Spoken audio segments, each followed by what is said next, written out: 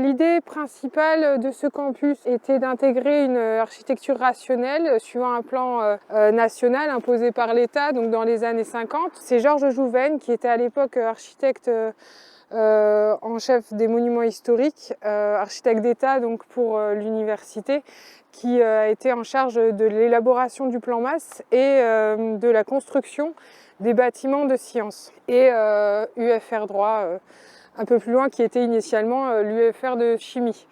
Le site de la Boulois a été choisi parce qu'il y avait déjà la présence de l'observatoire, qu'on est sur des terres qui sont inhabitées, donc agricoles. Donc la ville a fait l'acquisition des terrains en 1954 et donc le campus de la Boulois vient achever finalement la ville de Besançon au début des années 60.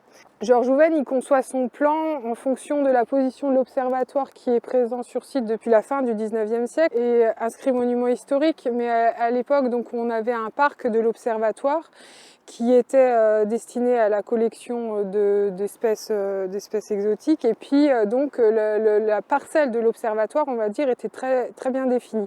Donc, Georges Jouven va utiliser cet élément de l'observatoire pour implanter ces bâtiments sur le lobe sud du campus. Donc là, on est sur le lobe sud. La colline de l'observatoire est vraiment une colline hein, dans le plan topographique de la ville. On descend tout doucement vers le Doubs et puis on redescend avant de remonter vers les monts Boucon. Donc en fait, on est vraiment sur une petite colline à l'image de Rosemont qu'on voit là-bas.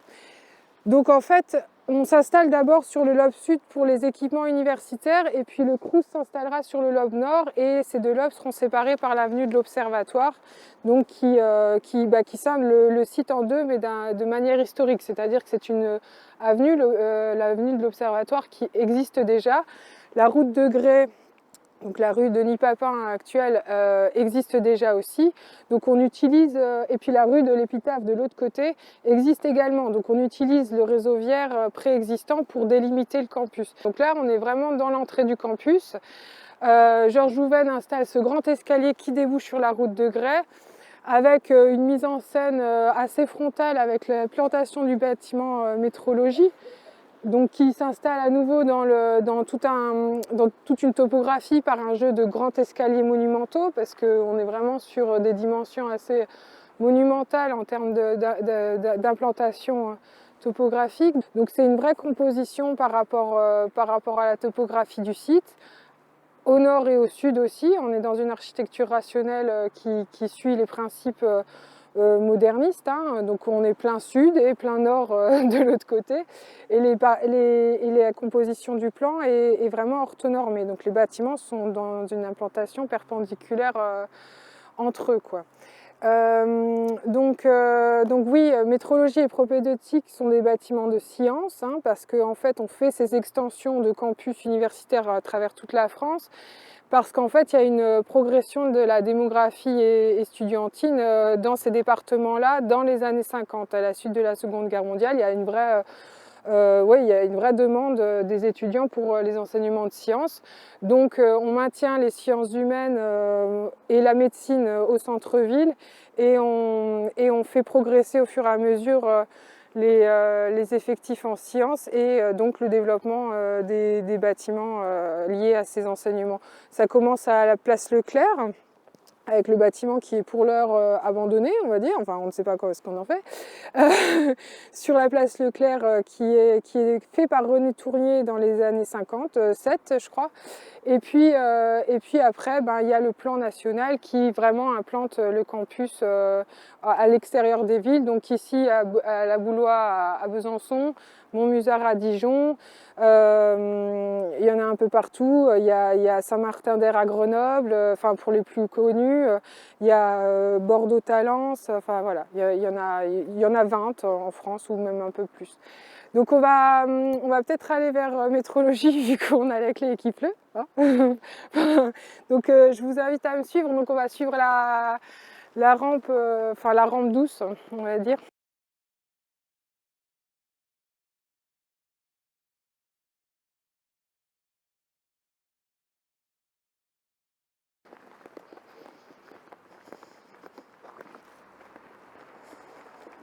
Pour résumer, l'État, comme il est, on va dire, maître d'ouvrage d'une vingtaine de campus en même temps, décide de donner une trame à l'ensemble des concepteurs pour que les coûts soient au maximum rationalisés. C'est-à-dire que la trame, elle est à peu près d'1,47 m. Donc en fait, on a, ici, elle est un peu différente à Besançon. Néanmoins, on construit sur une structure préfabriquée au maximum pour avoir une rapidité aussi dans l'exécution et la construction des édifices parce que ça presse, quoi. C'est vraiment des édifices de milliers de mètres carrés qui vont se construire en des temps très réduits avec les moyens de l'époque. C'est quand même assez fort. Donc on impose une trame et donc on est sur une architecture hyper rationnelle avec des façades qui font 200 mètres de long. Et forcément une volonté d'institutionnaliser aussi ces édifices par l'emploi de portiques, de séquences d'entrée, on va dire, assez monumentales. Souvent aussi l'amphithéâtre principal est déporté de l'édifice et devient un peu un objet architectural. On a aussi ce vocabulaire-là dans d'autres campus universitaires. Et donc là, Georges Jouven utilise vraiment la rationalité de la construction par l'emploi d'une pierre schisteuse qui est fondue. Et donc en fait, ici, on est dans le premier bâtiment construit, donc on a des modules de pierre qui sont fixés mécaniquement, c'est-à-dire qu'ils sont imbriqués avec une lisse en fonte dans le profil béton derrière. Enfin, il y a tout un travail de façade qui est fait, ce qui rend un peu qualitatif cette façade qui pourrait, si elle était en béton lisse, être très triste et très dure, quoi.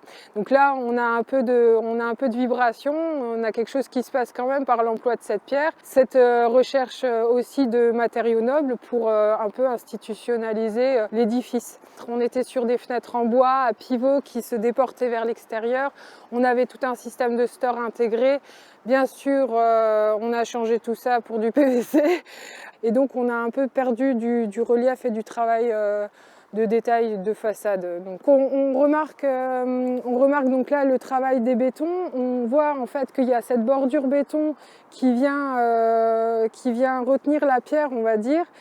Donc, et on voit la pierre donc, qui fait à peu près 1,20 m de haut. Et puis on a cette lisse en fonte.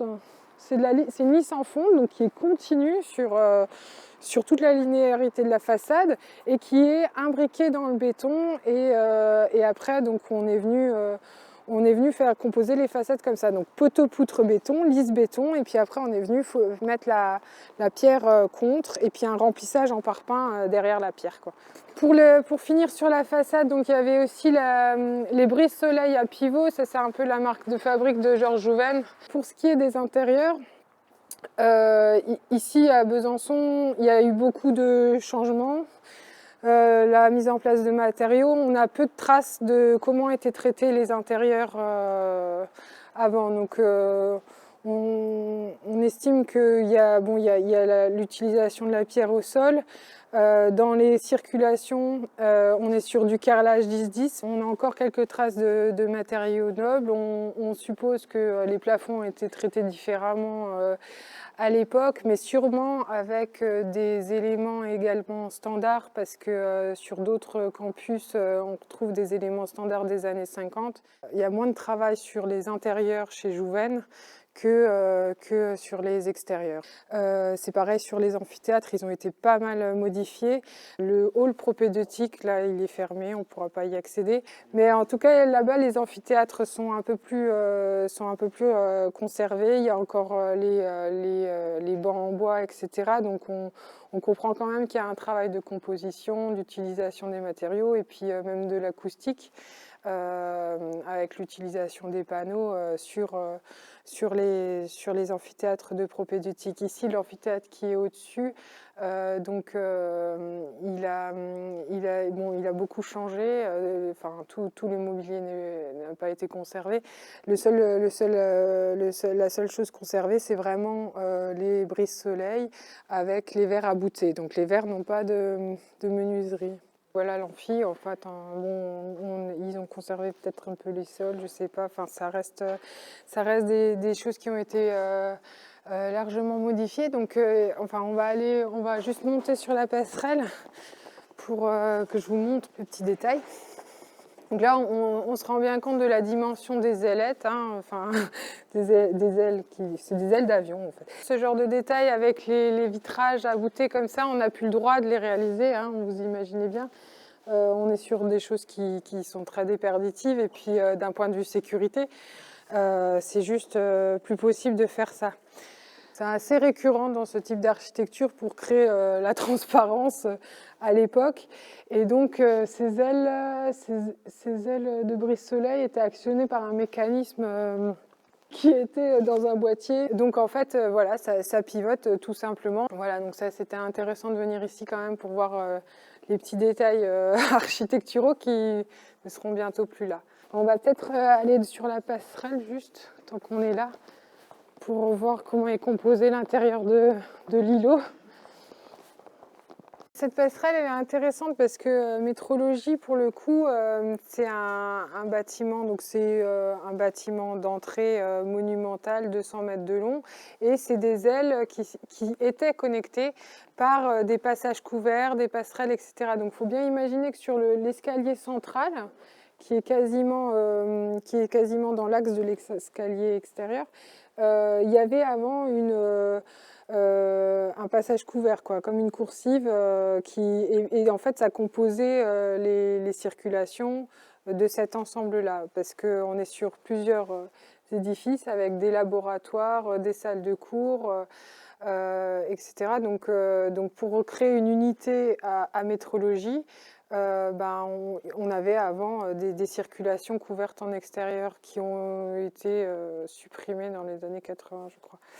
Donc cette aile-ci, donc c'est métrologie C, a été étendue dans les années 70, et ce qu'on remarque aussi, c'est la préfabrication des modules de pierre, dans le sens où on n'a plus du tout le même module. Ici, on part sur de la pierre, donc de même nature, mais qui est composée en plus petits modules et qui sert de fond de coffrage au béton. Donc en fait, on n'est pas du tout sur le même...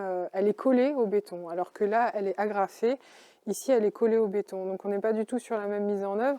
Et c'est cette mise en œuvre qui sera utilisée également sur le bâtiment propédeutique, où on a des beaucoup plus petites... pierre, et on vient carrément avec les éléments béton dans la structure poteau-poutre, on vient fixer les éléments en préfa comme ça. On a des photos de chantier qui sont assez impressionnantes, et puis ils construisent leur façade, leur linéaire de façade assez rapidement. Donc c'est pareil, là c'est intéressant parce qu'on a une bonne vue du détail et puis on est à l'abri. Et là enfin vous pouvez voir les dernières menuiseries bois qui restent de l'édifice. Donc c'est des menuiseries à pivot. Et donc le petit ventail s'ouvre sur pivot, et le grand ventail est fixe. Donc ce qu'on apprécie sur ce genre de menuiserie, c'est pas dire ah, elles sont vieilles, elles sont d'origine, muséifions tout, c'est simplement dire que on avait une finesse d'exécution grâce au bois que maintenant on peut plus avoir, parce que si on veut refaire la même en bois, on double les sections, on n'a plus du tout le même rapport de proportion et de finesse. Si on veut faire une menuiserie moderne avec toutes les performances thermiques requises, il faut remplacer le bois par l'acier à l'heure actuelle. C'est quand même beau d'avoir encore ce détail. Se dire que 70 ans plus tard, elle tient encore, c'est aussi pas mal. C'est la dernière.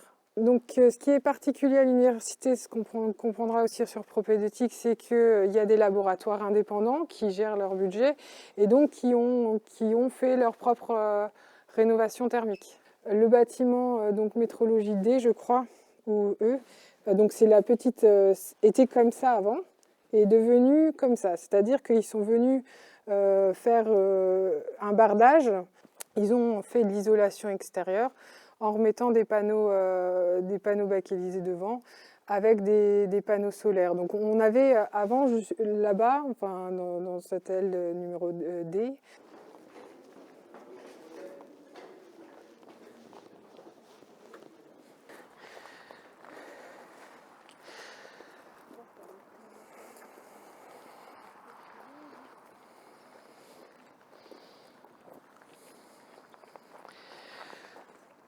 Donc, juste pour vous montrer l'extension de métro C, en fait, c'est à partir du deuxième amphithéâtre, là, on voit à nouveau les brises-soleil qui étaient peints en blanc. Et donc, avant ça, cette petite aile, enfin, cette petite extension avec l'amphithéâtre n'existait pas avant, à l'origine. Donc, c'était simplement pour vous montrer en façade ce que ça donnait.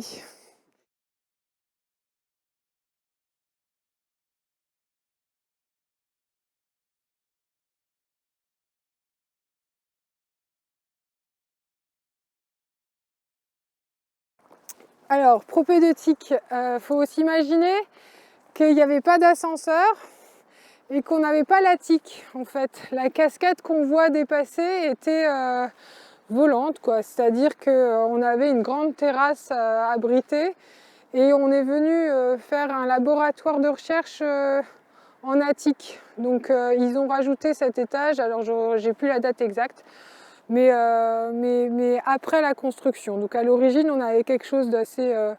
à nouveau, on recherchait à signaler l'entrée de manière monumentale, donc on a fini en attique avec quelque chose d'assez léger. Et sur la droite, on a l'escalier hors œuvre qui monte dans ce laboratoire en fait. Donc c'est vraiment un ajout, et quand on va dans cet escalier, on voit l'ancienne façade. Donc sur propédeutique, la majorité à nouveau, les menuiseries ont changé. On est venu rajouter un ascenseur, et puis c'est surtout l'aile ouest qui a été complètement doublée. En fait, on n'a plus la pierre, on n'a plus tout ça. Donc c'est isolé par l'extérieur avec un bardage orange et vert du meilleur effet. Voilà. Donc on va rentrer dans le hall propédeutique parce que c'est vraiment un petit... c'est vraiment très beau, l'effet recherché.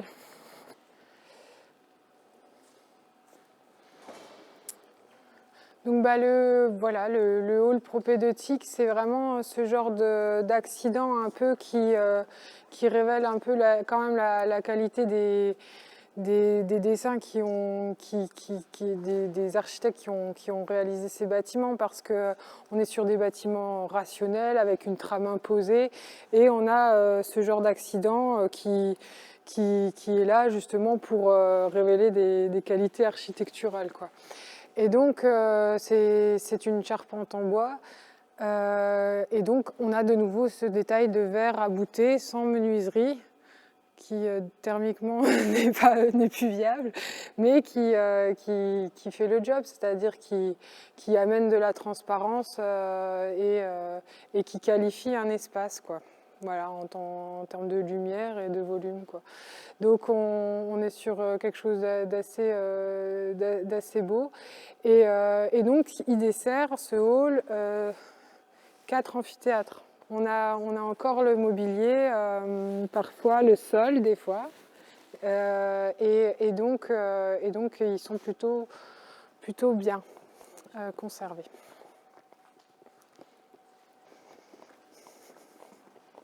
Excusez-moi, vous savez s'il y a un examen là en cours? Il y a partout dans les 4 amphithéâtres. Non, mais il y a des examens partout en fait. Donc tant pis, on va les laisser examiner. Alors on va peut-être aller voir à l'étage. Je vais vous emmener encore voir un petit détail constructif et après j'arrête. Mais... Là c'est pareil, à nouveau on a des choses comme ça qui se passent. Donc cette petite coursive avec ces poteaux béton à facettes qui qualifie aussi une façade. Là la façade est beaucoup moins... Enfin elle est composée, quoi, c'est-à-dire qu'elle est beaucoup moins rigide que les autres. On joue avec des éléments architectoniques. Il y a les boîtes à eau, les descentes d'eau en cuivre, qui sont qualitatives aussi. Il y a donc cette coursive qui rompt un peu la monotonie et la rationalité de la façade. Et puis après, en haut, on a des bureaux. Mais donc c'est toujours un vocabulaire tramé, régulier, rationnel. Mais on joue avec tous ces éléments-là pour composer des choses intéressantes et pas être uniquement dans la monotonie, quoi. On crée des accidents pour créer des ambiances, tout simplement. Et donc voilà, on est quand même sur des choses qui peuvent paraître tristounes et très modernes. Et en fait, quand on regarde un peu plus près, on se rend bien compte que ça a été composé.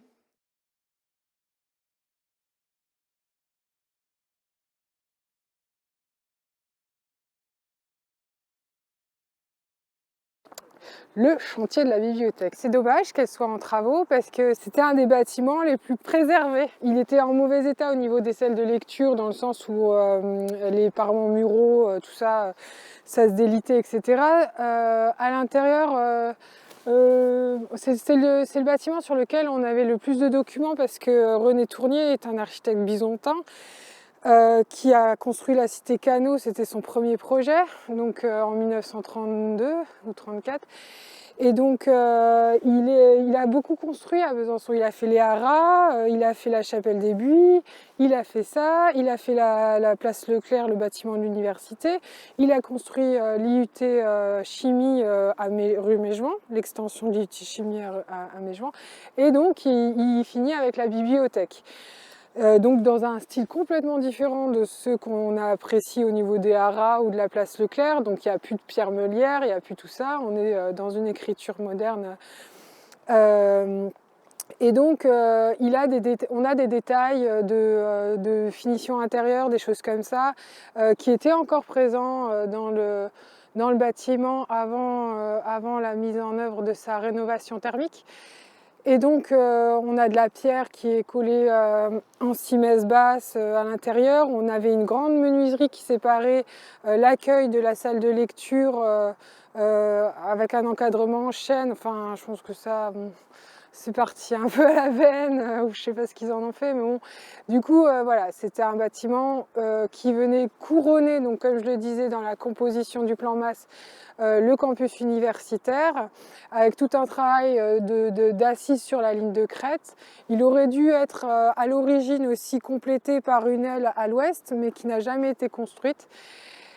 Et donc voilà, c'est un bâtiment qui est posé, enfin littéralement, qui a un rapport avec son terrain qui est plutôt intéressant, avec un travail sur l'arrière, etc., qui va être modifié pour la mise en accessibilité de la bibliothèque.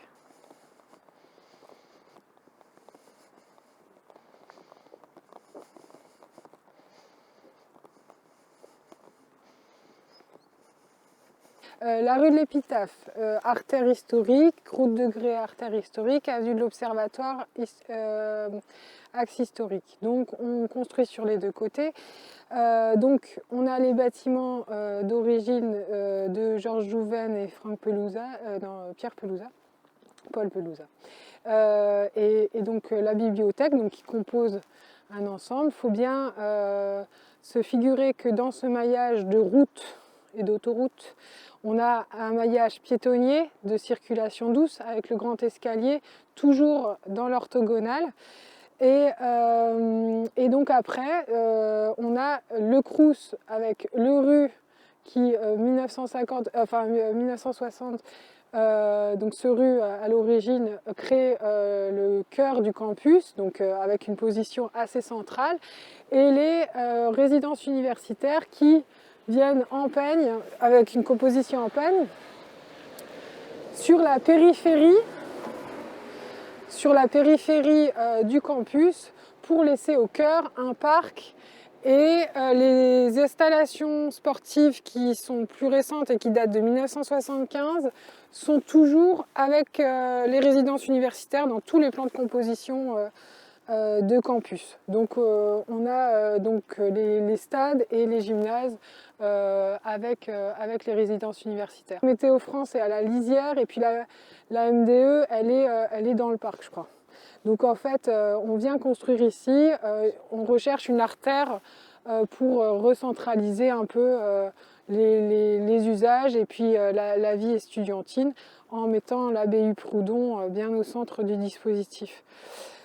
On construit des amphithéâtres, donc Courbet et puis Fourier, aussi dans le cadre du plan Université 2000. Et puis il y a l'UFR SJEPG qui vient là, donc ça c'est l'UFR droit, pour faire plus simple, qui vient là dans les années 70 aussi. Donc voilà, on est vraiment sur quelque chose d'orthonormé ici, beaucoup plus organique. Le parc, lui, est vraiment maillé par des sentiers, etc.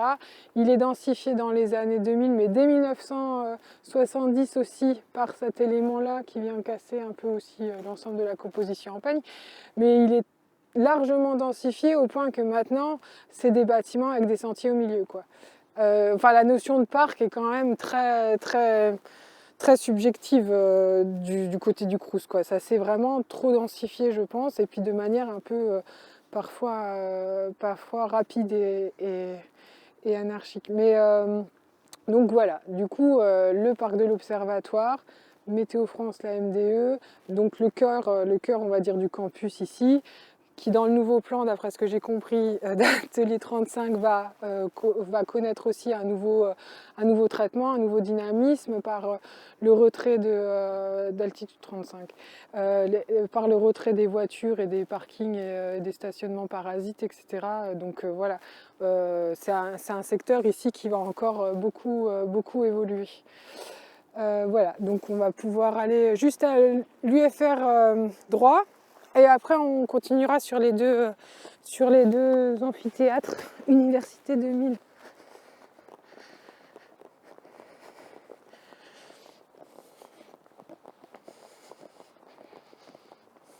Les bâtiments Université 2000, contrairement aux bâtiments de Georges Jouven 1960, ils sont choisis sur concours, c'est-à-dire qu'on a une parcelle donnée, et on a un concours d'architectes et on choisit un architecte. Donc c'est pas du tout la même chose qu'un architecte chef d'orchestre d'ensemble qui va gérer l'ensemble d'un plan de composition. Donc on est plus sur des objets, on va dire, architecturaux qui répondent à une fonction donnée et de manière très ponctuelle, donc avec des styles ouverts à la créativité.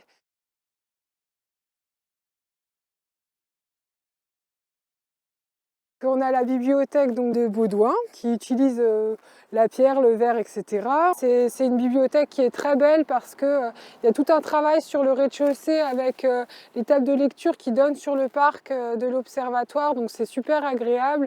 Il y a aussi un travail de lumière parce que Laurent Baudouin est un architecte qui a été formé par Álvaro Siza au Portugal et qui est Álvaro Siza est lui-même un architecte qui travaille beaucoup la lumière, le béton, etc.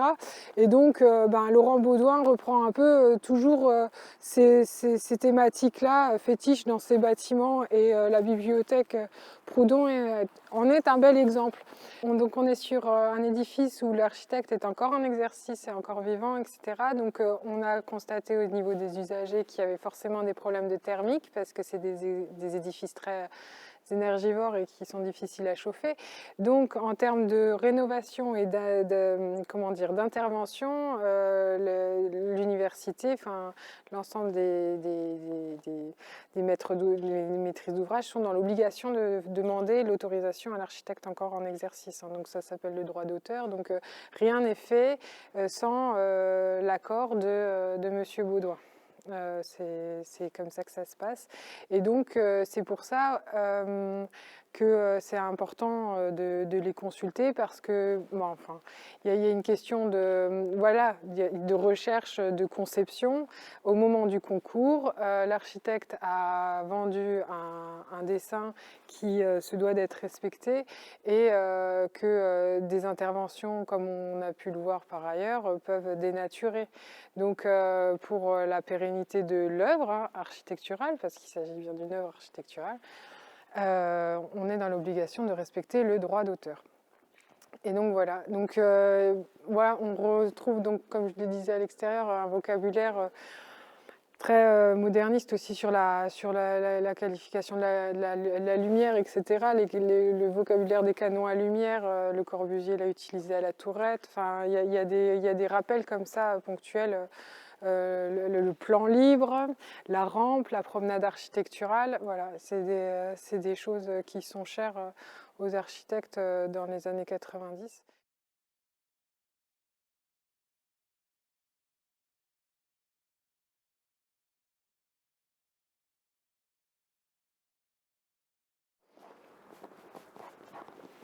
Donc là, on va rentrer dans l'amphithéâtre Fourier, qui a été construit par Bernard Quirault en 96. Donc là, c'est deux amphithéâtres en quinconce, donc un grand amphithéâtre. L'amphithéâtre Fourier qui fait 500 places exactement, c'est marqué dessus. Et puis en dessous, un plus petit amphithéâtre de 200 places qui vient s'imbriquer. Donc c'est un amphithéâtre qui sert surtout à l'université SPEJ. Pour le coup, ici, il y a beaucoup de détails aussi de mise en œuvre qui sont assez intéressants. L'utilisation du laiton, là je vois les escaliers, un travail sur la menuiserie. Et puis ce qui est intéressant, c'est dans le grand amphithéâtre, on va y aller. Un travail sur la couleur également.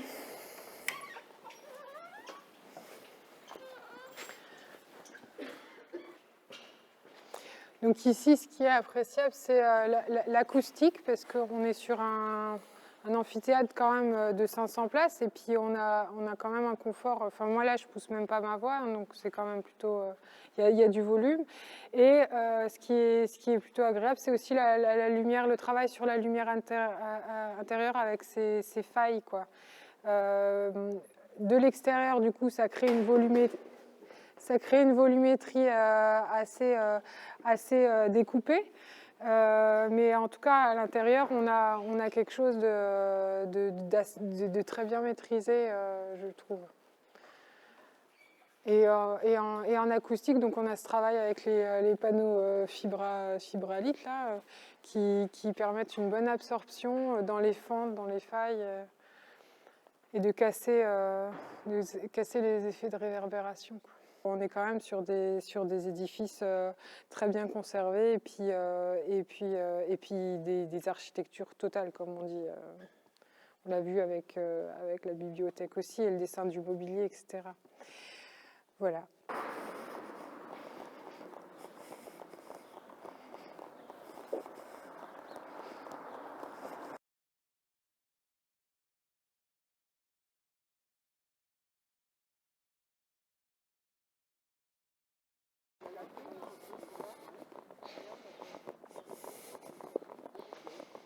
Donc le restaurant universitaire, il a été rénové aussi dans les années 2000, 90-2000, de manière très sommaire, dans le sens où ils ont juste retravaillé sur les salles supérieures de restauration et puis sur les éléments techniques de cuisine dans les rez-de-chaussée et sous-sol.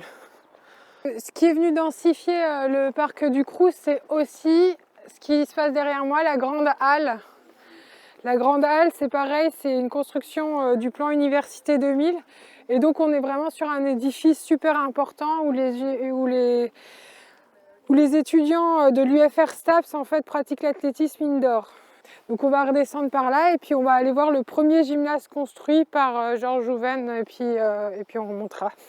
Donc là, c'est les résidences universitaires en peigne. Donc elles ont une orientation est-ouest, là où les bâtiments universitaires ont une orientation nord-sud. Donc du coup, alors il y a les filles et les garçons. On va peut-être passer par là, du coup. Donc l'architecte de la Grande Halle, c'est Lambolet.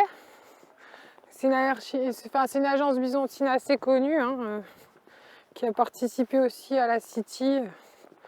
C'est le gymnase, enfin c'est l'édifice le plus sinistré il y a des gros désordres sur les bétons, on le voit là, même depuis notre visite, nous en 2019, ça a continué à se dégrader.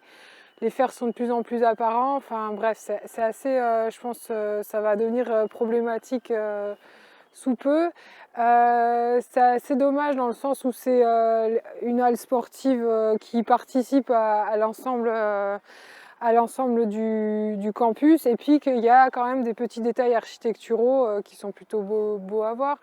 On a l'utilisation donc voilà, des casquettes en béton, des choses comme ça, des éléments en béton, et puis de nouveau de la pâte de verre et donc l'escalier hors œuvre. Et puis on a donc deux niveaux de salle, hein, plus je crois, parce que je n'ai pas pu pénétrer à l'intérieur, donc je le fais de tête, mais et puis les vestiaires en dessous. On va faire un peu le tour. Donc il a été doublé en tôle. La tôle n'est pas d'origine, bien sûr, mais je saurais plus vous dire ce qu'il y avait à la place avant.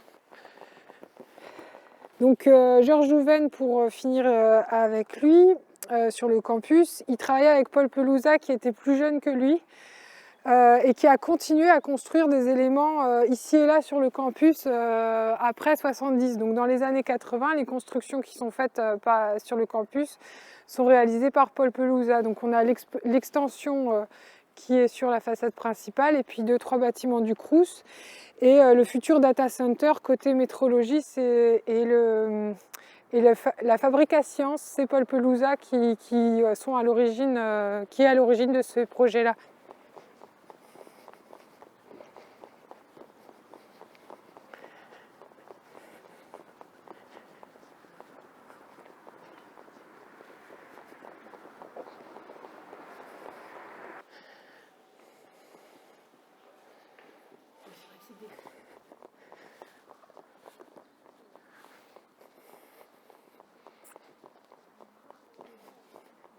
Donc ce bâtiment-là, le Crous, a été existant dans les années 80, on va dire, je crois.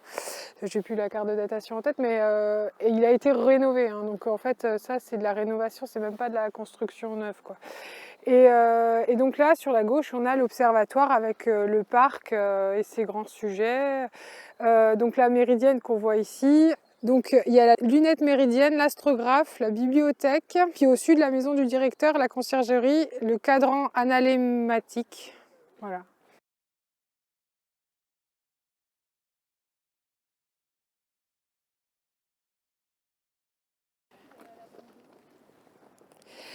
Alors je vais vous parler de ce bâtiment-là. Pour les gens qui sont de l'université, ils savent qu'il est important parce qu'on a mis au point les premiers lasers là, non? Ou c'était pas quelque chose comme ça? C'est le bâtiment Isobar. Dites-moi si je me trompe, hein, mais en gros, on a mis au point des lasers dans ce bâtiment parce qu'il a un système de fondation spécial qui lui rend son atmosphère intérieure complètement neutre de toute influence extérieure. Donc il est intéressant d'une part pour ça, et d'autre part parce qu'on a l'impression que c'est un hangar, mais en fait à nouveau il est très dessiné. Il a une tôle ondulée qui est taguée certes, mais bon là il n'est pas en très bon état, mais il est très dessiné, il y a des petites ailettes qui retiennent les EP, enfin c'est très très fin, c'est très très fin dans le dessin. On n'a pas pu pénétrer à l'intérieur parce que c'est des laboratoires de recherche sur badge, donc on ne sait pas trop comment c'est à l'intérieur. Néanmoins, il est quand même d'un traitement plutôt qualitatif à l'extérieur. Et de ce fait, il va être aussi soumis au label architecture contemporaine remarquable parce que de par sa fonction et de par son architecture, il est un peu emblématique du site du campus. Voilà, donc la coupe sur ce bâtiment, c'est celle-là. Je suis désolée, c'est un peu petit.